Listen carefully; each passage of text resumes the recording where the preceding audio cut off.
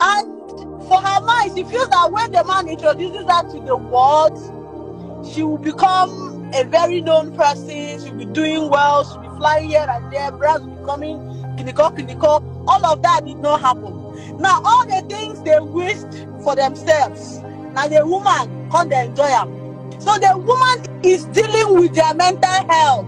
The woman is dealing with them. The woman is focused. She's working hard. She has become a better person than she was when she was married to the Diego. So that thing alone has crushed his ego as a man. So hello guys, what's up and welcome back to my YouTube channel. It's me, your girl Barrister Neze, and this is Nezeville. In today's video, we're going to analyze something very critically. We will be discussing the true confession of one of Judy Austin's biggest allies, and from there we may be drawing possible dimensions of Judy Austin's involvement in the whole drama and in May Edochie's woes. Watch till the end because this video would be very revealing and very detailed. Don't forget to subscribe if you haven't. Give the video a thumbs up now and drop all your comments as we proceed.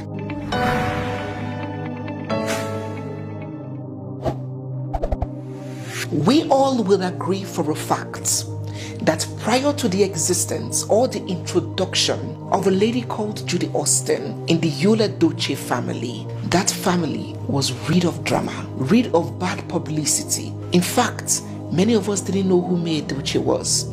We knew that Yul was married, but we didn't even know the wife. She has always been a private woman and they lived peacefully, at least according to public perception or in public space. Judy Austin is and was an upcoming Nollywood actress who is said to have met Yul Edochie on set a movie and they began a hidden sexual affair. Somewhere along the line of their affair, Judy Austin got pregnant and they decided that they were going to keep it and they were going to get married. Despite Yul was in a Catholic monogamous marriage with his wife May Edochie, a marriage that had lasted almost 20 years and had produced 4 children. Judy herself had been married. She was married to one Mr. Obasi and they had 2 children together, a boy and a girl, I believe. This Mr. Obasi has come out on social media and in private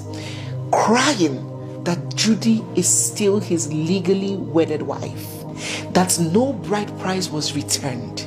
He said that he sent Judy to school at Enugu and Judy just ran off on him into the embrace and arms of Yul Edochie, and that things were not done properly, traditionally, to end that marriage. So in law, customarily, they are still man and wife before Yul took in his wife and impregnated her.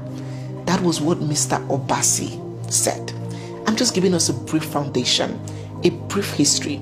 We're getting there. Now, some people have wondered, why is Judy subject to this amount of hate, this amount of backlash, this degree of criticism? Is she the first woman to be a second wife? Is she the first one in Nigeria to practice polygamy? I have seen such comments. Some even say you're here condemning Judy when your mother is a second wife. Yes, our mothers and grandmothers were second wives. So we are in the position to have seen the detriments and we're making better decisions. So if a man's father was a thief, does not mean that he has to be a thief too. Does not mean that he's not at liberty to condemn thefts. So that is a dumb statement. We're responsible for our individual decisions. So the truth of the situation, the honest fact of this situation, is that a lot of people are not just livid about the polygamy per se. What people are livid about, why Judy is coming under the bus this much, is how Judy has practiced her own polygamy. It's the cruelty, the meanness, the insensitivity, the unhealthy competition and rivalry, the inhumanity. I'll tell you something. 5 things happened. 5 major things happened that made Judy Austin to be perceived as the woman that she is perceived to be by many. First, when you broke that news on social media that I have taken a second wife, Meet my second wife. Meet my son. May, his first wife, was obviously shattered, heartbroken, confused, lost. She couldn't believe her eyes or her ears. She wrote one line, and that is the one and only thing she has said throughout this whole episode that has lasted going to 2 years now. She said, "May God judge you both." Just that singular line. So she was obviously hurt and pained. And you know what Judy Austin did? She started going to May's post and May's Instagram, famsing her. "Hello, beautiful lady. Hello, Wanyoma. Hello, May." A woman you know you just shattered. 17, 18 years of her life was on the floor. She didn't know what to do with all what was happening, unfolding. Then you, the woman who was in the middle of her heartache, will be coming to her page, taunting her with a friendship you know does not exist. But that was fine. We put it to the side. Disappointed as many people were, we put it to the side. Secondly, Judy made friends and recruited to her army one of May's biggest trolls ever, biggest haters ever, in the person of Sarah Martins. Now, Sarah Martins was also an upcoming Nollywood actress, looking for fame, looking for popularity. She also had a business of sex enhancement and body enhancement products. She would do anything for clout. She would do anything for popularity. And Judy recruited her. I'm not just speaking assumptions. These things happened. They played out before our very eyes. This lady, Sarah Martins, would take to social media, insulting me, call her a prostitute, that she went to the United Kingdom for runs to sleep with married men, body shame her, that she's just bones, that flesh is for men, it is only dogs that eat bones. A woman you took 18 years of her life. A woman you took her husband. You still recruited your friend to be trolling her and to be your mouthpiece on social media, because you know you cannot come out and say it because of what people will say. So Sarah Martins was the agent. And what did you do?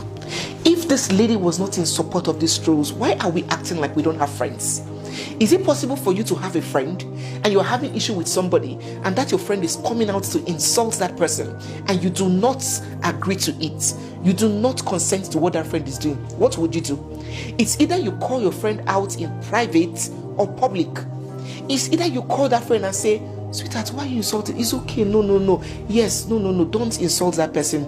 It's okay. I know you're trying to stand up for me, but don't worry. Let God be the judge. It's okay." But you kept mute, fanning the flames, rewarding this lady with posts, with adverts, with followership, with movie roles. We saw everything. How Judy would take pictures with a lady and be smiling, a lady that is trolling the woman whom you took her husband. These are the issues.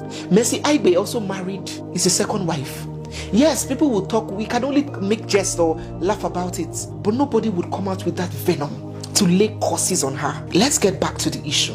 So now you're trolling this woman with a third party mouthpiece and rewarding her troll with posts and adverts and friendship and movie roles, feeding this troll lies just to tarnish the image of the woman whom you stole her man. And when this troll doctored a photograph that May published of her and her children 2 years ago, Christmas of 2 years ago, May published a picture of her and her children. Sarah Martins doctored the photograph, put Judy in, put Yul in, put the child that the other lady had, Judy's son, into the picture. And what happened? Judy or Yul, who knows, because there are different claims as to who is managing Yul's social media accounts. A lot of people believe that it is Judy in full control of those accounts. But it was reposted. That picture, that doctored photograph, was reposted on Yul's page, saying this is how it's supposed to be. Everybody jolly.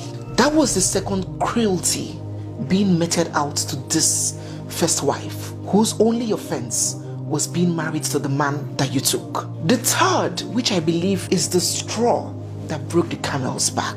The worst happened. May's child passed. A young, healthy, active boy with no pre-existing conditions. A 16-year-old scholar, intelligent, outstanding boy, as his grandfather, Peter Doce, had said. Just went to school, slumped and died. the shock, the agony.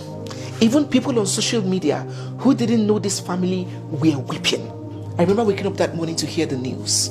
I was shattered and I do not know them. You see, when you're having a disagreement or a misunderstanding with somebody and death comes in, death is inevitable. Death is something that you cannot control.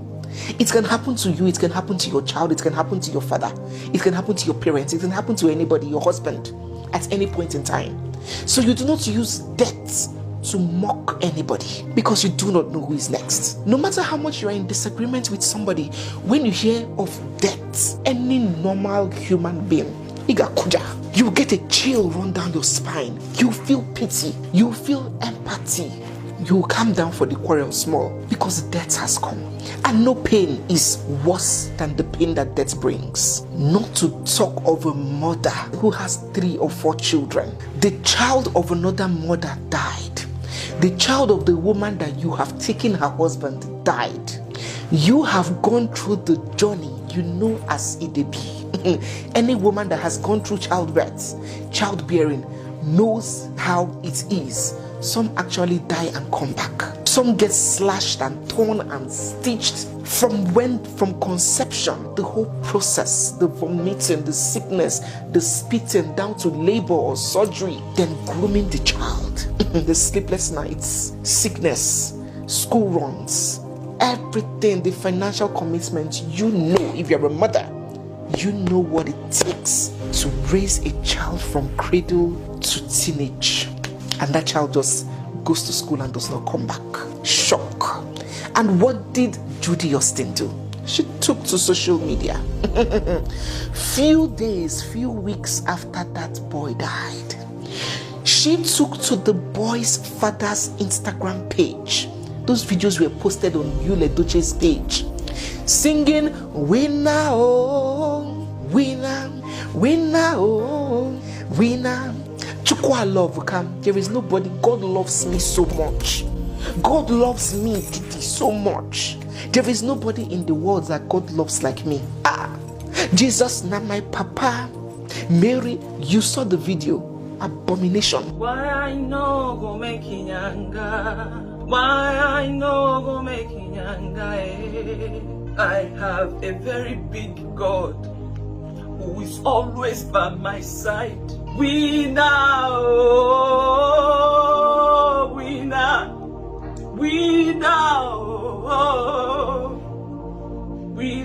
are you a winner? I don't know about you, but I am a winner. God loves me so much. I don't know if he loves anybody as much as he loves me.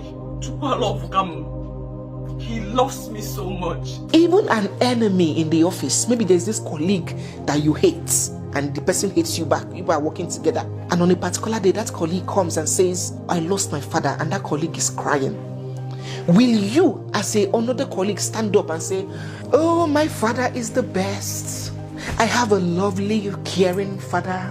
I am such a daddy's girl. Oh, I miss my daddy. Let me even call my daddy.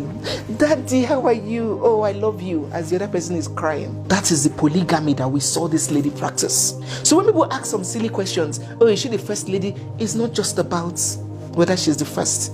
It's about the actions, the wickedness. And you should be mindful of friends that support things like this. In today's video, I'm not asking anybody's opinion, I'm giving mine. You can drop yours if you want to. Be careful about people that see no wrong in wrong. Be careful about people that justify evil. When we see bad thing, let us call it bad. When we see black, let us call it black. Of all the places to give thanksgiving, not at home, not in the church, not anywhere else, it's on social media to pepper the woman who her son just died.